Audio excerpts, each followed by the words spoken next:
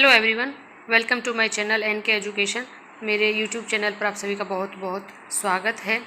संस्कृत भाषा में TET pass प्राथमिक शिक्षक चयन के पात्र नहीं, हाई कोर्ट। अभी रिसेंटली में हाई कोर्ट का एक जजमेंट आया है जिसमें संस्कृत भाषा को टेट पास प्राथमिक शिक्षक चयन के पात्र नहीं माना गया, यानी कि पीआरटी में संस्कृत भाषा को टेट पास को पात्र नहीं माना गया है पीआरटी के लिए। जब से यह न्यूज़ आई है तब से संस्कृत भाषा में जो टीचर्स हैं या जो टीचर्स की तैयारी कर रहे थे, यानी कि जिन्होंने बीएड किया है या जिनका संस्कृत सब्जेक्ट रहा है, वो काफ़ी परेशान हैं, क्योंकि हाई कोर्ट की 2 जजों की पीठ ने एकल पीठ के फैसले को किया रद्द, जिसमें उन्होंने संस्कृत भाषा को टेट पास जिन्होंने संस्कृत भाषा में किया है वो पीआरटी के लिए उन्होंने उसे पात्र नहीं माना है। यह इलाहाबाद से न्यूज़ है और यह इलाहाबाद हाई कोर्ट ने जजमेंट दिया है। इलाहाबाद हाई कोर्ट ने कहा है कि संस्कृत भाषा में टेट प्रमाण पत्र धारक प्राथमिक शिक्षक चयन के लिए पात्र नहीं है।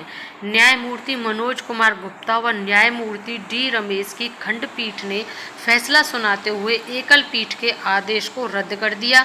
एकल पीठ के फैसले के विरुद्ध जिला बेसिक शिक्षा अधिकारी मुरादाबाद की ओर से यह याचिका दाखिल की गई थी।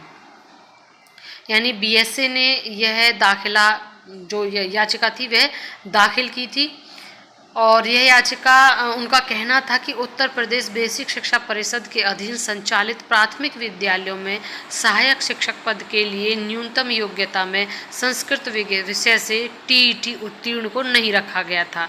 बावजूद इसके कई अभ्यर्थियों ने दावेदारी की, जिसे बीएसए ने 19 अगस्त 2014 को खारिज कर दिया।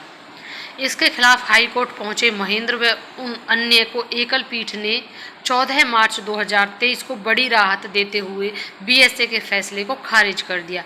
इसके विरुद्ध बीएसए की ओर से दाखिल विशेष अपील पर 2 जजों की खंडपीठ ने एकल पीठ के फैसले को चुनौती माना। पीठ ने कहा, बीएसए के निर्णय में कुछ भी गलत नहीं है। याचिगन के पास संस्कृत भाषा में टीईटी पास होने का प्रमाण पत्र है, लेकिन कक्षा 1 से 5 तक पढ़ाने के लिए जरूरी टीईटी पास होने का प्रमाण पत्र नहीं है। लिहाजा विज्ञप्ति शर्तों के अनुसार प्राथमिक शिक्षक के लिए वे योग्य नहीं हैं। यानी कि ये मामला या तो जो टेट उत्तीर्ण है उन्होंने लेवल 1 क्लियर किया या लेवल 2 क्लियर किया। यहाँ पर संस्कृत भाषा में बात आई है, क्योंकि संस्कृत लैंग्वेज उन्होंने कौन सी लैंग्वेज चुनी, क्योंकि यहाँ पर सब चीज़ का क्लियर होना बहुत ज़रूरी है।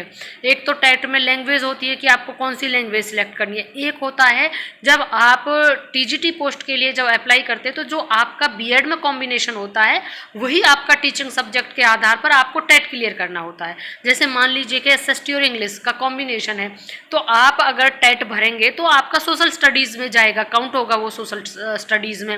तो इस तरीके से आपकी नियुक्ति फिर वो वैध है। लेकिन यहाँ पर जो मैटर इन्होंने बताया है अभी शॉर्ट है, क्योंकि इन्होंने शॉर्ट में इस चीज़ को किया है। हालांकि इससे पहले भी जब ये बीएसए के उसमें ये मतलब यानी कि संस्कृत के फेवर में ये जजमेंट आया था, इससे पहले तब भी हमने इस न्यूज़ को देखा था, कवर किया था। लेकिन अब जब बीएसए ने दोबारा इसकी अपील की और दोबारा से अब ये फैसला आया है, तो यहाँ पर इन्होंने साफ कह दिया कि संस्कृत भाषा में टेट पास प्राथमिक शिक्षक के पात्र नहीं होंगे। और वैसे भी अगर देखा जाए तो बात उत्तर प्रदेश की, और उत्तर प्रदेश में कक्षा 3 से संस्कृत लागू है। जब बच्चे संस्कृत विषय उनके पास है तो फिर टीईटी से क्या प्रॉब्लम हो सकती है। तो या तो हो सकता है कि हमें अभी पूरी जानकारी नहीं है इस बात की, या फिर अगर उन्होंने जो भी टेट किया है या तो उन्होंने लेवल 2 का किया है या जो भी है, क्योंकि इसमें इन्होंने पूरा क्लियर नहीं दिया है। तो इसमें सबसे मेन बात यह है कि फ़िलहाल हाई कोर्ट का ये फैसला है कि संस्कृत भाषा में टीईटी पास प्राथमिक शिक्षक चयन के पात्र नहीं होंगे। तो जो भी संस्कृत भाषा के स्टूडेंट हैं तो वो ये चीज़ का विशेष ध्यान रखें कि जब वो टेट भरें तो अपना कॉम्बिनेशन देखते हुए अवश्य भरें, क्योंकि कहीं भी किसी पेचीदा मामले में इस तरीके से ना फंस जाएं जिस तरीके से ये मामला हुआ है। कुछ ना कुछ पेचीदा मामला संस्कृत भाषा का उन्होंने, क्योंकि 1 to 5 के लिए कहा है तो इसमें ये रहा है। अगर देखा जाए तो यूपी में कक्षा 3 से संस्कृत शुरू हो जाती है, तो कक्षा 3, 4, 5 में संस्कृत है, तो पीआरटी में जब संस्कृत हो सकती है तो पीआरटी का टीचर क्यों नहीं वैलिड हो सकता। लेकिन हो सकता है कॉम्बिनेशन जो भी होगा इसका, आप संस्कृत से जो भी स्टूडेंट हैं, मेरा स्पेशली उनको ये राय है कि जब भी आप टेट दें तो आप अपना कॉम्बिनेशन अच्छे से पता करने के बाद सिलेक्ट कर कर ही उसे भरें, अन्यथा ऐसी सिचुएशन ना आए जैसे कि अब आई और हाई कोर्ट का जो फैसला आया है वो सभी आपके सामने है। जैसे ही कोई नेक्स्ट अपडेट हमें इसके बारे में मिलता है और हम इसका बारीकी से जानने की कोशिश करेंगे कि आखिर मामला क्या था और किस तरीके से ये फैसला दिया गया है। और जैसे ही नेक्स्ट कोई अपडेट आएगा, क्योंकि अभी हाई कोर्ट का 2 जजों की पीठ ने एकल पीठ के फैसले को किया है रद्द, तो इसमें जो भी नेक्स्ट अपडेट होगा हम आपको तुरंत बताने का प्रयास करेंगे। तो हमारे चैनल के साथ जरूर बने रहिएगा ताकि नेक्स्ट अपडेट से आप अपडेट हो सकें। और अगर सब्सक्राइब नहीं किया है तो प्लीज़ सब्सक्राइब भी कर ले, तभी तो आप अपडेट हो पाएंगे। Thank you and thanks for watching.